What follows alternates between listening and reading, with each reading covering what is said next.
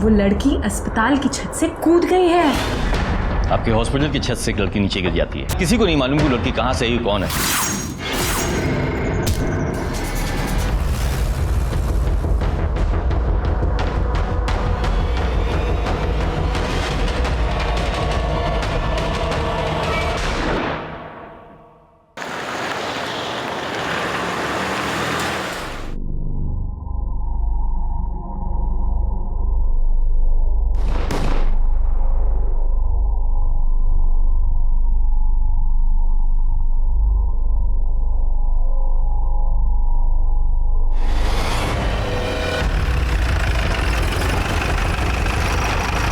पकड़ो उसे।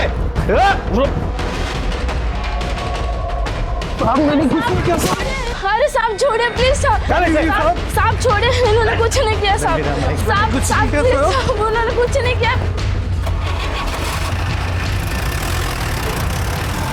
मैंने देखा वो गोविंद कंपाउंडर उस लड़के के साथ था साहब। मैं सच कह रहा हूँ साहब, मैंने उस लड़की को बचाने की कोशिश की थी। छोड़ो मैं। चुपचाप नीचे चलो हमारे साथ। हमारा हाथ छोड़ो। हमने बोला ना नीचे चलो। अभी तुम्हें कुछ हो जाता तो हमारे हॉस्पिटल की बदनामी हो जाती। हाथ छोड़ो ना।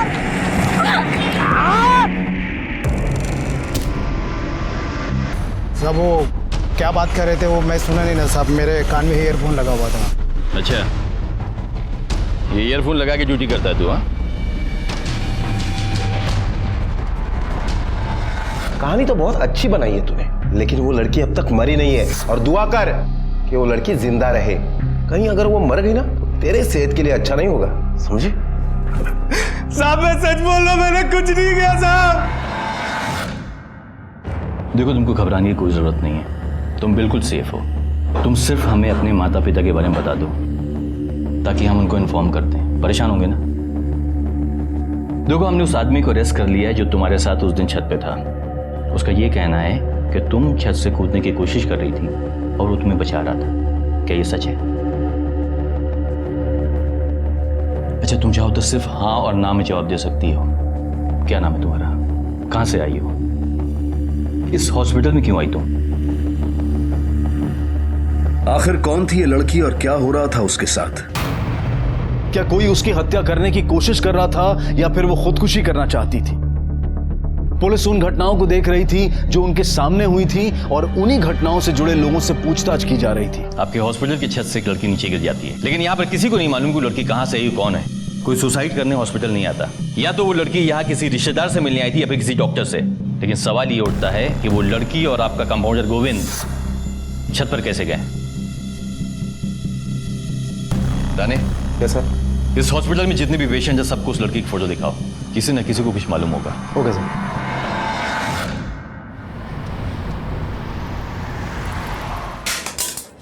अरे ये क्या कर रही हो? पागल हो गई हो क्या? मोबाइल क्यों तोड़ रही हो? क्या पतिदेव, पुराना जाएगा तभी तो नया आएगा। अरे 3 महीने पहले खरीदा था मैंने, 15,000 रुपए का मोबाइल है वो। क्या जिंदगी वाली बातें कर रहे हो? तुम्हें पता है वो लड़की अस्पताल की छत से कूद गई है।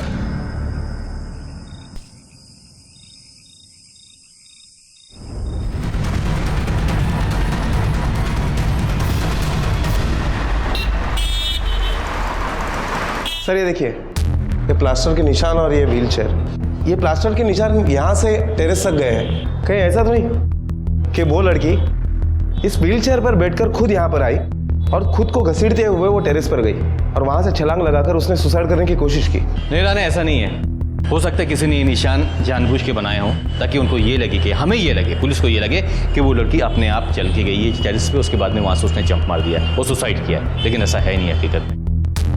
Quite possible sir. उस लड़की के पैर में प्लास्टर है, अपने आप वो छत पे नहीं जा सकती। कोई जबरदस्ती यहाँ पर आया, हॉस्पिटल में आया, उसको खींचता हुआ छत पे लेके गया और वहां से उसको धक्का दे दिया। और ये सारी चीजें आपकी मौजूदगी में हुई। लेकिन सर वो छत पे कैसे गई वो मुझे पता नहीं पड़ा। लेकिन सर आप यकीन कीजिए इसमें हमारा कोई भी स्टाफ इन्वॉल्व नहीं है। ऐसी नीच हरकत आपके स्टाफ का एक आदमी अगर कर सकता तो मेरा शक किसी पे भी जाएगा। याद रखिएगा। राणे चला।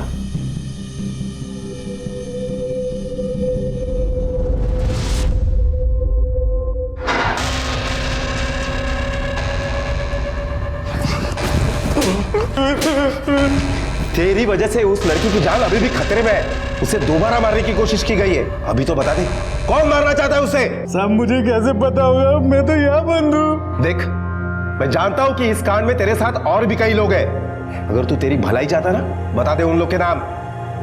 साहब मैं सच्ची बोल रहा हूँ, मैं किसी को नहीं जानता। ले खा ले। तुझे तो अपनी जान की परवाह है नहीं, लेकिन तेरी वजह से कंपाउंडर गोविंद जेल में बंद है। तू सच क्यों नहीं बता देती पुलिस को? देख, पुलिस के सामने मुंह खोल दे, सच बोल दे, गोविंद को जेल से छुड़वा दे, वरना इस पर तो किसी बात का कोई असर नहीं है।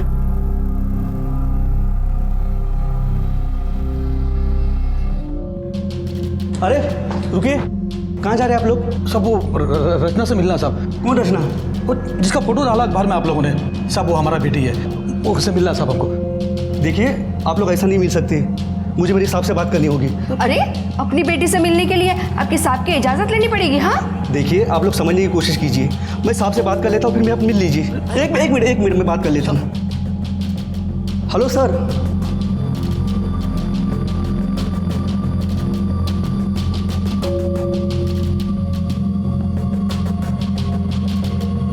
बेटी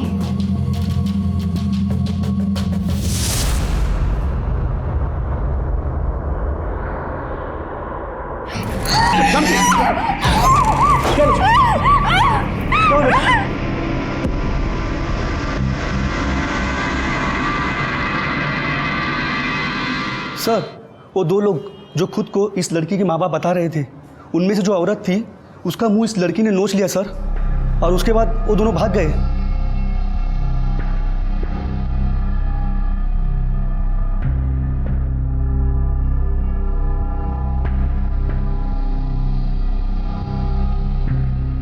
रचना, बेटा आपका नाम रचना है ना? बोलिए बेटा, आपका नाम रचना है? अच्छा एक बात बताइए, जो दो लोग आपसे मिलने आए थे अभी, कौन है वो? अगर माँ बाप हैं तो फिर आपने उनका मुंह क्यों नोचा? बोलो रचना, मैं तुमसे सवाल कर रहा हूं एक। रचना, पेशेंट नंबर 1087 का पुलिस को नाम मिल गया था रचना। सर एक लड़की अपने माँ बाप के साथ ऐसे कैसे बिहेव कर सकती है? कहीं ऐसा तो नहीं कि वो औरत और वो आदमी हमसे झूठ बोल रहे हैं कि लड़की उनकी बेटी है? हो सकता है रानी, लेकिन जब तक वो लड़की अपना मुंह नहीं खोल देती है हम किसी भी नतीजे पे पहुंच नहीं पाएंगे। सर मुझे लगता है कि उस लड़की पर हमें प्रेशर बनाना चाहिए, सब कुछ सच उगल देगी। नहीं रानी, ऐसे हालात में हम उस पर कोई भी प्रेशर नहीं डाल सकते। तुम एक काम करो, उन दो लोगों के बारे में पता लगाओ, सीसीटीवी से उनकी फोटो निकालो, अपने सारे इन्फॉर्मर्स को बांटो। मुझे यकीन है कि कोई ना कोई क्लू जरूर मिलेगा। एक तरह से देख के बता, इन दोनों को जानता है? हाँ जानते हैं ना साहब, यहीं पास में घर है इनका, दोनों अपनी दुकान पे आते जाते रहते हैं। ये आदमी माधव मालवी नाम है इसका, और ये इसकी पत्नी जानकी। एड्रेस बता सकता है? पानी पियो घोड़ों के जैसे और काम गधों के जैसे करो। पता नहीं क्या सोच के तुम लोगों पे भरोसा कर लिया मैंने। अरे तो क्या करते, देखा नहीं बिल्ली की तरह नोच डाला है। अरे तुम हम गए थे तो कम से कम उसको लेकर ही आ जाते। अब तक चुप है वो, लेकिन अगर पुलिस के सामने कुछ बक दिया तो? चुप। सुनो, घर आ जाओ, कुछ काम है। तुम लोगों से तो कुछ होगा नहीं, इसलिए किसी और से ही करवाना पड़ेगा। निकलो तुम लोग यहाँ से।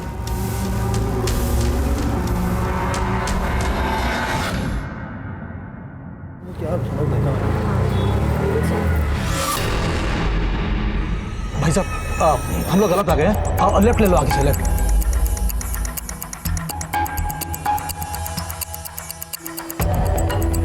सुनिए, हाँ जी। ये जानकी मालवी और महादेव मालवी यहीं पे रहते हैं क्या? हाँ सर, यहीं पे रहते हैं। उनके घर पे ताला है, कहाँ गए कुछ पता है? कहाँ जा रहे हैं ये तो कुछ बोल के नहीं गए सर। अच्छा, उनकी बेटी रचना, उसके बारे में कुछ बता सकती हैं आप? बेटी? सर उनकी कोई बेटी है ही नहीं। क्या? हाँ। अच्छा, महादेव मालवी या जानकी मालवी का नंबर है आपके पास? हाँ जी सर है। सर इनके घर पे तो ताला है, और एक बात पता चली है कि रचना के माँ बाप है नहीं, और पुलिस से बचने के लिए ये लोग फरार हो गए। तुम एक काम करो, उनके फ़ोन टैप करो, पूरी डिटेल निकालो, कब और किससे बात करते हैं, मुझे पूरी रिपोर्ट चाहिए। Okay sir. ये लड़की तेरे हॉस्पिटल में है, बड़ी सख्त जान, जा ही नहीं रही। मतलब आप मुझे इसका... तू बिल्कुल सही समझ रहा है। इसके जीवन की ज्योति जो कि अखंड होती जा रही है, उसको बुझा दे। ये ले 30,000 रुपए, बाकी के काम होने के बाद लेकर जाना। ठीक है।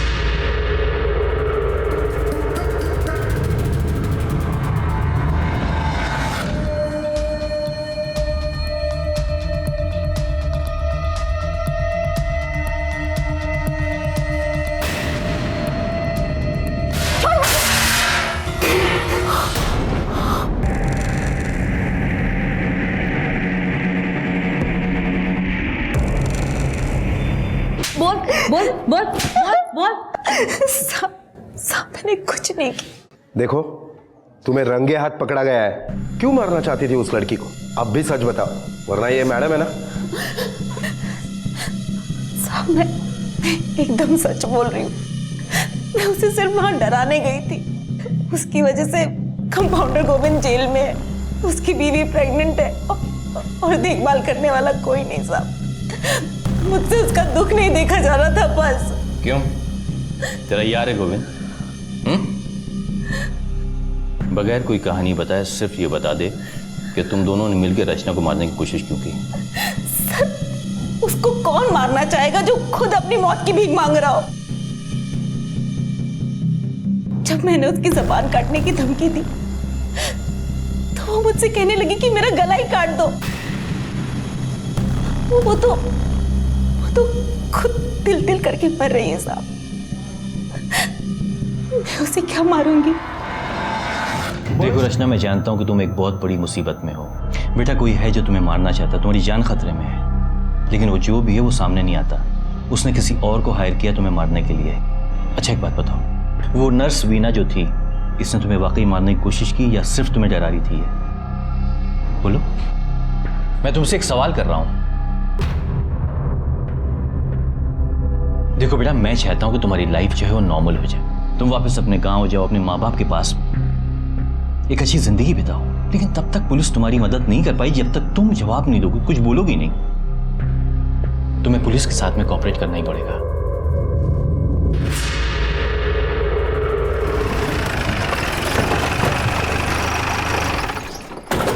सर, ये रचना तो कुछ भी नहीं बोल रही है। और हाँ सर, ये नर्स का काम करने वाली वीना, उसके बारे में आपकी क्या राय है? रानी, ये कंपाउंडर गोविंद हो गया, फिर या नर्स वीना, और ये कपल क्या नाम है इसका? जानकी और महादेव। ये सब सिर्फ प्यादे हैं, ये सिर्फ प्यादे। ये असली गेम तो कोई और खेल रहा है, लेकिन ये छोटी छोटी कड़ियां जिनको जोड़कर हम असली गुनहगार तक पहुंच पाएंगे, उसका गिरेबान पकड़ पाएंगे। याद रखना। सर, माधव और जानकी जो रचना के माँ बाप बनकर आए थे, उनकी कॉल डिटेल्स आ गई। कुछ पता चला? सर, डिटेल्स में तो ऐसा कुछ खास नहीं मिला है, लेकिन एक नंबर मिला है गोरखपुर का, जिसमें अक्सर इन लोगों की बात होती रहती है। और 13 नवंबर को इनकी आखिरी बार बात हुई थी। 13 नवंबर को? रानी, तुम एक काम करो, गोरखपुर चले जाओ, पता करो कि नंबर किसका साथ में, ये भी पता करो कि ये नंबर के साथ में इस केस का क्या संबंध।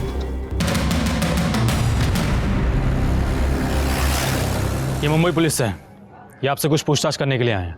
इस फोटो में जो दो लोग हैं, क्या जानते हैं आप उन्हें?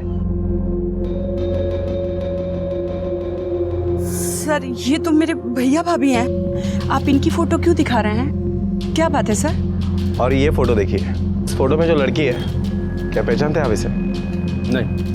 नहीं पहचानते इसे। गौर से देखिए, पहचानने की कोशिश कीजिए। हमने कहा ना साहब, इसे हम नहीं जानते। सर, इनके लिए ये मर गई है, पर क्या हुआ है इसे? ये हमारी बच्ची रचना है, इसे क्या हुआ है सर? इसके सर में पट्टी क्यों बंधी है? देखिए, ये लड़की मुंबई के एक हॉस्पिटल में एडमिट है। 2 बार इसकी जान जाते जाते बच गई है। कैसे माँ बाप है आप? अपनी बेटी की खबर लेने की भी कोशिश नहीं की आप लोगों ने? वो हमारी बेटी तब तक थी जब तक वो इस घर के दहलीज के अंदर थी। जिस दिन से वो इस घर के दहलीज से बाहर गई है, समर के साथ भागकर, हमारे लिए वो मर चुकी है। अब वो जिए या मरे उससे हमें कोई मतलब नहीं है। हम उसका शकल भी देखना नहीं चाहते। देखिए, आप लोग सहयोग करें या ना करें, लेकिन पुलिस को तो अपना काम करना ही पड़ेगा। फिलहाल तो आप लोगों को मेरे कुछ सवालों को जवाब देने पड़ेंगे। ये रचना के मामा मामी उसके झूठे माँ बाप बनकर हॉस्पिटल में घुसे थे, और उसके बाद रचना ने अपनी मामी का चेहरा नोचने की कोशिश की। ऐसा क्यों किया उसने? सर, रचना तो अपनी मामा मामी से बहुत प्यार करती है, फिर वो अपने मामी का मुंह कैसे नोच सकती है? अरे नहीं साहब, इसके भैया भाभी है ही मक्कार। पैसों के लिए तो वो किसी को भी धोखा दे सकते हैं। रचना के साथ भी उन्होंने कोई ना कोई धोखा जरूर किया होगा। अच्छा, जिस लड़के के साथ रचना भागी थी, क्या नाम है उसका? समर, कहाँ रहता है वो? साहब, मैं समर का पिता हूँ। पर बात क्या है साहब? आपका बेटा समर है कहाँ? अब वो तो 13 तारीख से ही गायब है। अब मुझवानी हमने भी सुना है कि वो रचना के साथ कहीं भाग गया है। वो रचना के साथ नहीं है, बल्कि रचना तो मुंबई के एक हॉस्पिटल में कई दिनों से एडमिट है। 2 बार मरते मरते बची है वो। अब उसने सुसाइड करने की कोशिश की या कोई उसे मारना चाहता है, ये अब तक पता नहीं चला है। 100% जान देने की कोशिश की होगी इसने। इतने यकीन से कैसे कह सकते हो? साहब, उसको उस लड़की से कोई प्यार वार नहीं था। उसका मतलब पूरा हुआ और छोड़कर चला गया होगा, और बेचारी लड़की सदमा झेल नहीं पाई, इसलिए जान देने की कोशिश की होगी इसने। तुम अपने भाई के बारे में ऐसे कैसे बोल सकते हो? नहीं नहीं साहब, मेरा बेटा किसी लड़की को धोखा नहीं दे सकता है।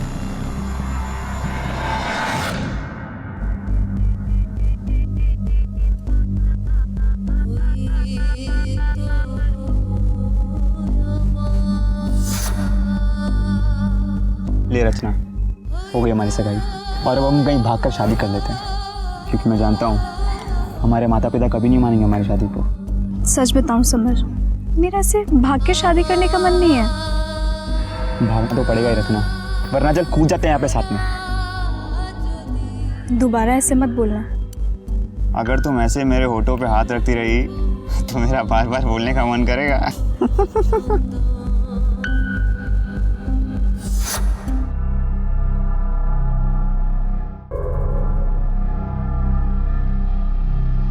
तुम्हारे बारे में सब कुछ पता चल चुका है हमें। नाम रचना मालवी, तुम्हारे माता पिता का नाम श्याम मालवी और नंदिनी मालवी। देखो, सब कुछ जानते हैं हम तुम्हारे बारे में। अपने माँ बाप के खिलाफ एक समर नाम के लड़के के साथ में तुम भाग के आई थी। उस लड़के ने तुमको धोखा दिया, तुमसे झूठ बोला, तुमको छोड़ के चला गया, और उसके गम में तुमने अपनी जान देने की कोशिश की। क्यों? एक धोखेबाज के लिए क्यों अपनी जान देना चाहती हो तुम? हम समर के लिए जान देना चाहते हैं। समर ने हमें धोखा नहीं दिया है। समर धोखेबाज नहीं है। अगर समर ने तुमको धोखा नहीं दिया है तो फिर कहाँ है वो? वो मार दिया मेरे समर को।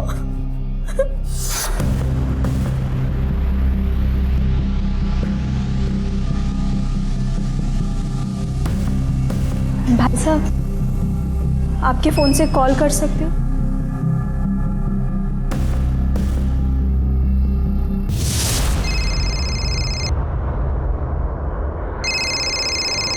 हेलो हेलो समर, हम रचना। हाँ रचना, कहाँ हो तुम? अरे तुम्हारे मामा मामी ने हमें धोखा दिया है।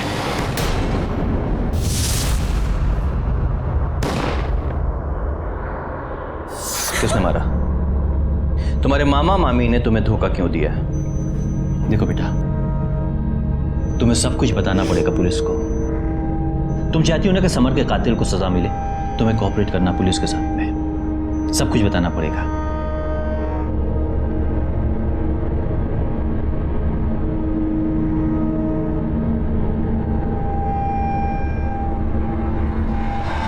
तेरह तारीख को समर के ऊपर किसी ने फायरिंग की थी। कुछ पता है किसने की थी? सब हमें नहीं, पूरा गांव को पता है। साहब, 30 सालों से हमारे पास बंदूक है, लेकिन उस दिन पहली बार गोली चलाई, लेकिन समर को मारने के लिए नहीं साहब, उसे धमकाने के लिए। तो उस दिन तुम्हारी गोली से समर बच गया था? फायर तो किया था मैंने, बहुत गुस्से में था साहब। 13 तारीख को जब मुंबई से उसके मामा मामी ने बताया कि रचना भागकर मुंबई गई, तो मैंने सोचा कि इसमें भी समर का ही हाथ होगा।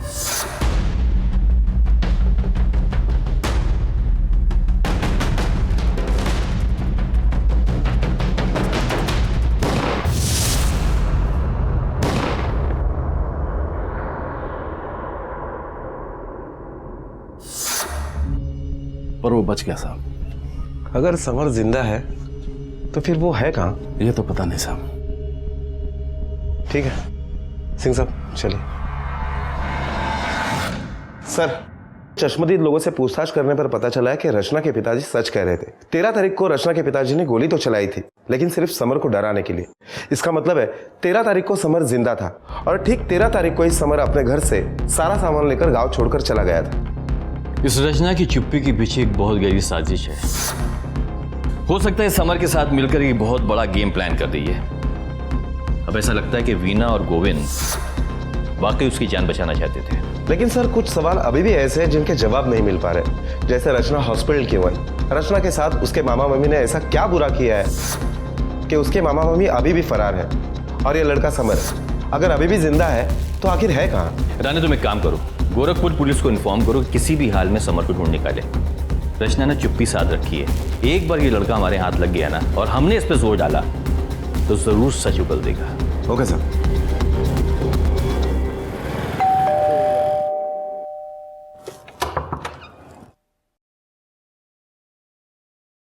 आजी,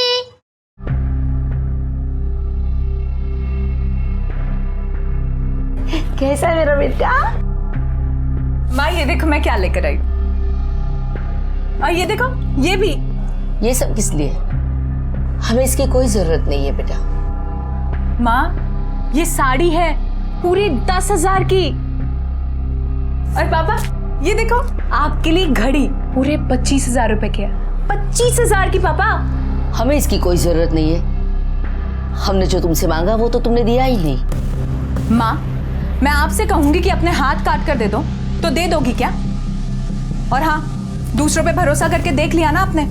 वो रचना दे दिया ना उसने धोखा।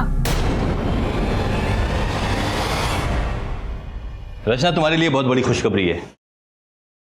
तुम्हें जान के खुशी होगी कि समर जिंदा है। उस दिन जो गोली की तुमने आवाज सुनी थी, तुम्हारे पिताजी ने समर पे ही चलाई थी, लेकिन वो गोली उसको लगी नहीं, वो बच गया। समर जिंदा है? कहाँ है वो? देखो यही बात तो मैं तुमसे पूछना चाहता हूँ, कहाँ है समर? हमें कैसे पता होगा वो कहाँ है? देखो रचना, मैं अच्छी तरह से जानता हूँ कि तुम मुझसे कुछ छुपा रही हो। अगर तुमने पुलिस से सारी बातें छुपाई ना तो बहुत बड़ी मुसीबत में फंस जाओगी। बताओ कहाँ है समर? और ये मामा मामी की कहानी क्या है? ये बताओ कि जब वो यहाँ पर आए थे तुमने अपनी मामी का मुंह क्यों न देखा? समर सच में जिंदा है ना, या आप हमसे झूठ बोल रहे हैं? हम तुमसे झूठ क्यों बोलेंगे? और वैसे भी अगर तुमने समर के बारे में नहीं बताया तो हम उसे खुद ढूंढ लेंगे।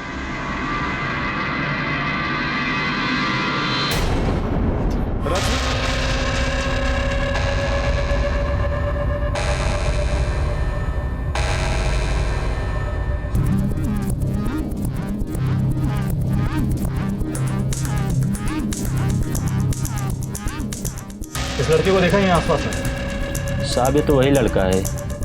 13 तारीख की कुछ 3-4 बजे की बात है। ये यहीं सामने से जा रहा था। एक ग्रे कलर की वैन यहाँ रुकी।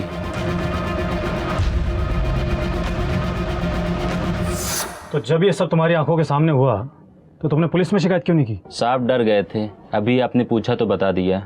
गाड़ी का नंबर याद है? नंबर तो नहीं देखा, लेकिन ग्रे कलर की वैन थी।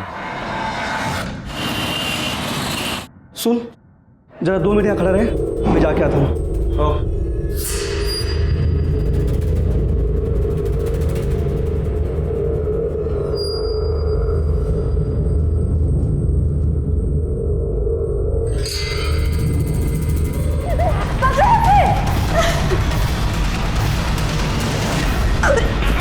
क्या बेटा? क्या? कभी हमारी किसी ने जान लेने की कोशिश किया। कौन था वो? यहाँ का वॉर्ड बॉय, पहले भी देखा है उसे।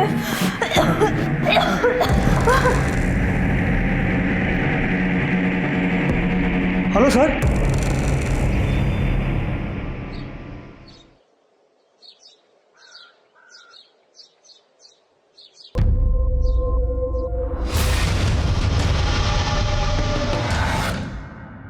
सर, ये लाश मिर्ज़ापुर के गांव में मिली है। इसकी शिनाख्त अब तक हुई नहीं है। हाँ, लेकिन इसका हुलिया देख के ऐसा लगता है ये लाश उस समर की हो सकती है जिसका फ़ोटो आपने हमें भेजा था। डॉक्टर साहब, लाश तो समर की ही है। इसकी पोस्टमार्टम रिपोर्ट के मुताबिक इसके सर पर किसी रॉड जैसी चीज़ से 4 बार हमला किया गया और इसकी मौत भी उसी वजह से हुई है। मौत का वक्त है 13 तारीख को तकरीबन 3 से 5 के बीच। 13 तारीख की कुछ 3-4 बजे की बात है। 13 तारीख को इसको किडनैप किया गया था। मिश्रा, मुंबई पुलिस को खबर कर दो और इसके घर वालों को भी बता दो ताकि वो इसका अंतिम संस्कार कर सके। Yes sir.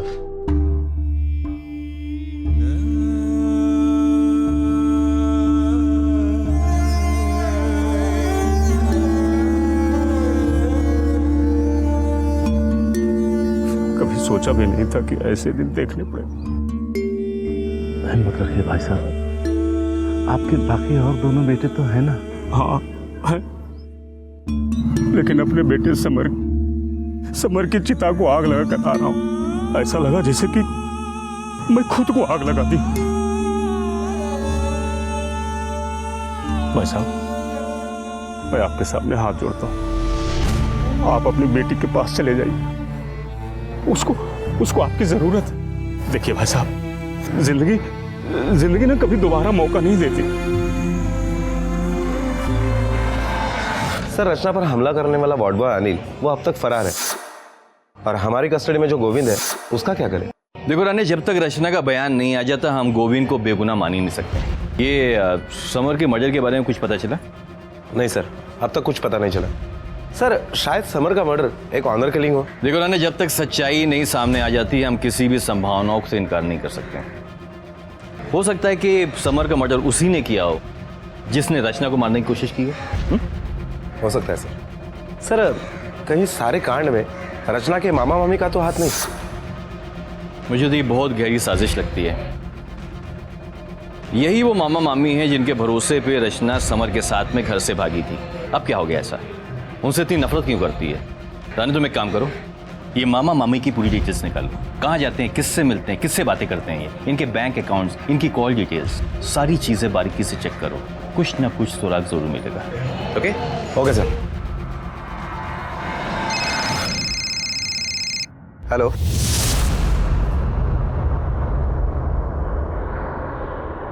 ऐसे क्या हो गया कि जैसे तुम लोग यहाँ पर पहुंचे रचना यहाँ से गायब हो गई?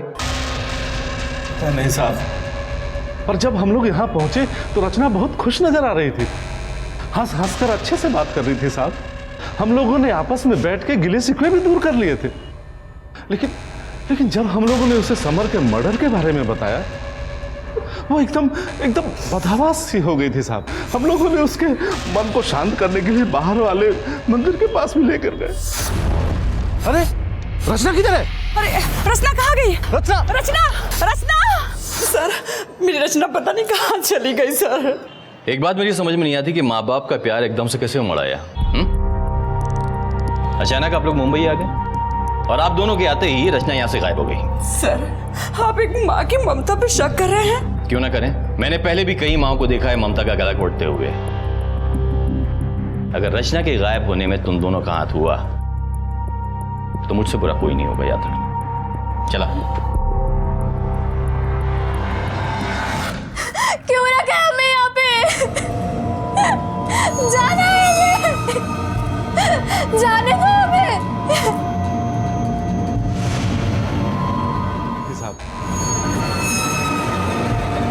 नहीं खाना मुझे, खाना, जाने दो मुझे, जाने दो मुझे। सर, रचना की मामा की डिटेल्स आ गई है। रचना का मामा एक किराने की दुकान चलाता है जो चलती नहीं है और रचना की मामी एक ब्यूटी पार्लर में नौकरी करती है। सर, इसके बावजूद भी रचना की मामा के अकाउंट पर 12 तारीख को 2 लाख रुपए चेक से जमा हुए। ये चेक किसने इशू किया?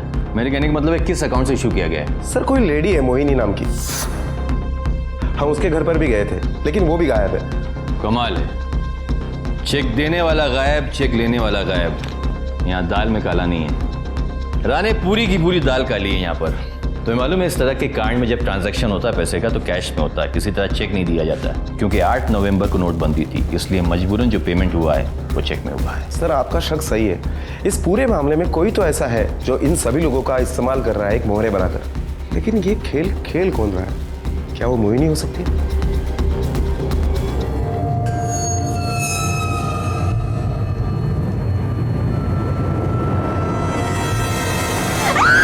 क्या कर रहे हो? छोड़ो, पागल हो क्या?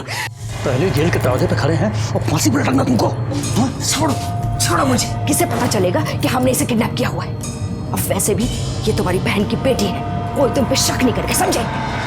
गोविंद, इस फोटो में जो औरत है उसको ठीक तरह से देख और याद करने की कोशिश कर कि इस औरत को कहीं देखा है तूने? हाँ साहब, इसको हॉस्पिटल में कई बार देखा है, पर ये कौन है, क्या करती है, मुझे नहीं पता साहब।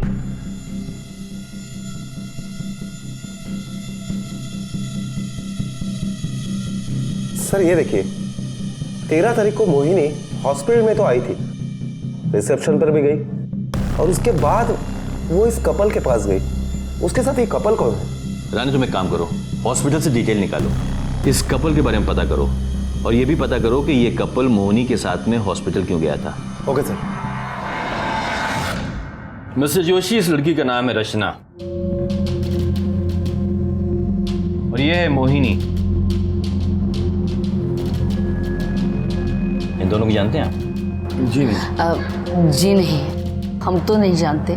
माँ, पुलिस से झूठ क्यों बोल रही है? अगर आप ऐसा करोगी तो आप पापा को और मुश्किल में डाल दोगी। वैसे भी पापा की दोनों किडनीज फेल है और ऐसे में अगर उन्हें जेल जाना पड़ा तो कैसे रहेंगे वहां पे? हाँ हाँ, इनके दोनों किडनीज फेल है। इंस्पेक्टर साहब, अपनी जान बचाने के लिए मुझे एक डोनर की जरूरत है, लेकिन मेरी ये बेटी सिमी, इसने मुझे अपनी किडनी देने से साफ मना कर दिया।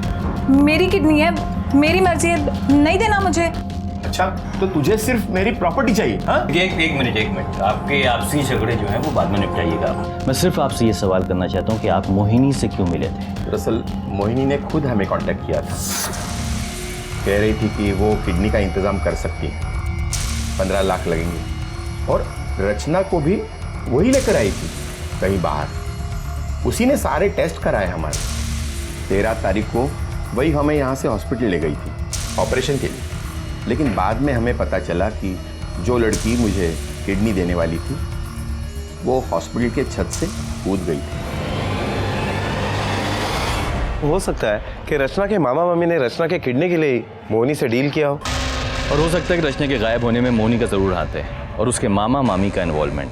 उसके माँ बाप के साथ में सख्ती से पूछताछ करो, मुझे शक है कि मामा मामी के साथ में उनका भी इन्वॉल्वमेंट है। Okay sir. हेलो,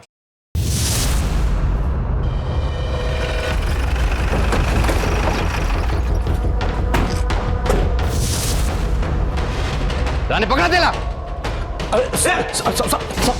अरे साहब, हम ही तो आप लोग को बुलाए थे साहब। पुलिस के साथ नौटंकी करता है। रानी लेके जा इसको। नहीं साहब। हाँ सर, मामा सही कह रहे हैं, मामी तो हमारी जान लेना चाहती थी। क्या कर रही हो? छोड़ो छोड़ो मुझे, छोड़ो। अब इसका जिंदा रहना ठीक नहीं, अब इसे मुझे मारना ही है।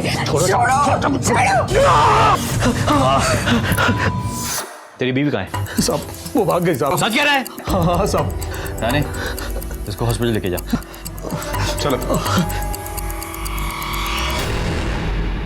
साहब, हमें पैसे की बहुत जरूरत थी। हम वो मोहिनी को जानते थे, हम उसको बताए तो बोली कि उसको किडनी की जरूरत है, और साहब वो किडनी के लिए 5 लाख रुपए तक देने को तैयार थी।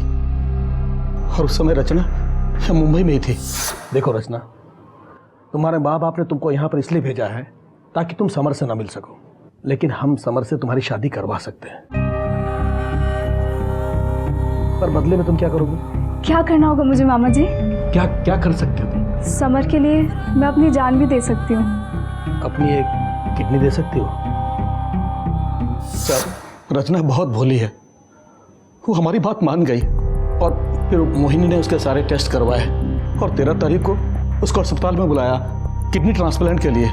लेकिन साहब फिर फ़ोन पर रचना ने गोली की आवाज़ सुनी और साथ में समर की चीख भी सुनी। को किसी ने मार दिया।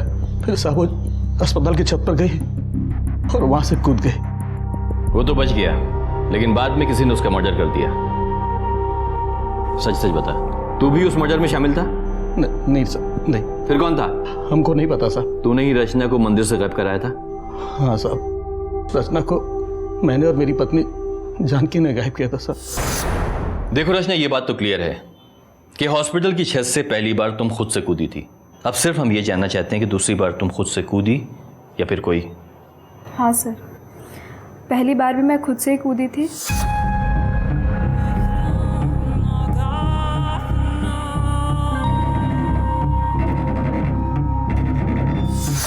और दूसरी बार भी।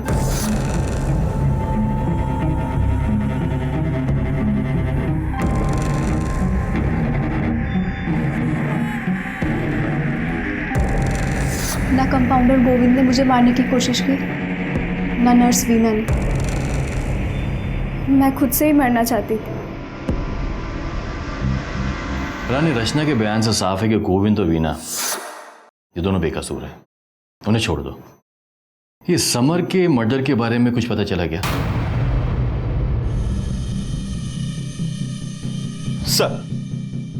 सर गोरखपुर में 174 ग्रे कलर की वैन है, जिनमें से 111 टूरिस्ट व्हीकल में चलती हैं। 13 तारीख को वैसी एक ग्रे कलर की वैन गांव के 2 लड़कों ने किराए पे ली थी सिटी ट्रैवल्स वाले से। कौन थे वो दोनों? सर वो दोनों समर के बड़े भाई थे।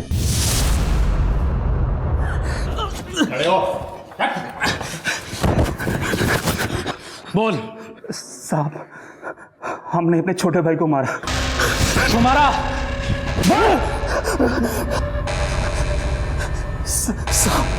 साहब वो दूसरी जाति की लड़की से शादी करने वाला था और हमारी इज्जत पूरी दांव पे लगी हुई थी, इसलिए उसके घर से निकलते ही हमने गाड़ी किराए पे ली और सुनसान जगह पे ले जाके उसको मार दिया। अमर कहाँ जा रहा है? अरे चल, आपको नहीं, अरे चल।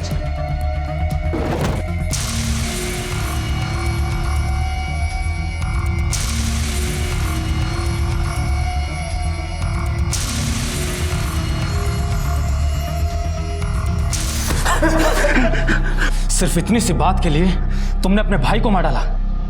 एक बार भी नहीं सोचा तुम्हारे माँ बाप पर क्या बीतेगी। 3 बेटे होने के बाद भी अब उन्हें पूरी जिंदगी बेऔलाद होकर गुजारनी पड़ेगी। समर के दोनों भाई पुलिस की हिरासत में हैं और उन पर समर के मर्डर का केस चल रहा है। रचना की मामी जानकी और किडनी रैकेट चलाने वाली मोहिनी यादव दोनों अब भी फरार हैं और पुलिस उनकी तलाश में जुटी हुई है। लेकिन यह तय है कि आज नहीं तो कल दोनों पकड़े ही जाएंगे, जबकि रचना के मामा और किडनी रैकेट से जुड़े सभी लोगों पर केस चल रहा है। लेकिन आज के दौर में इंसानी रिश्तों को यह क्या होता जा रहा है?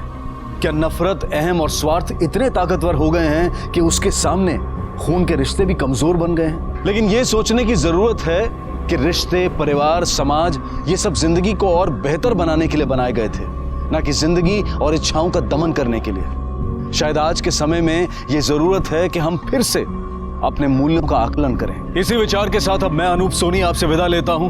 फिर मुलाकात होगी अगले एपिसोड में एक और चौंका देने वाले केस के साथ। तब तक अपना और अपने परिवार का ख्याल रखें और देखते रहें क्राइम पेट्रोल डायल 100। सबक एक को, सीख हम सबको। जय हिंद।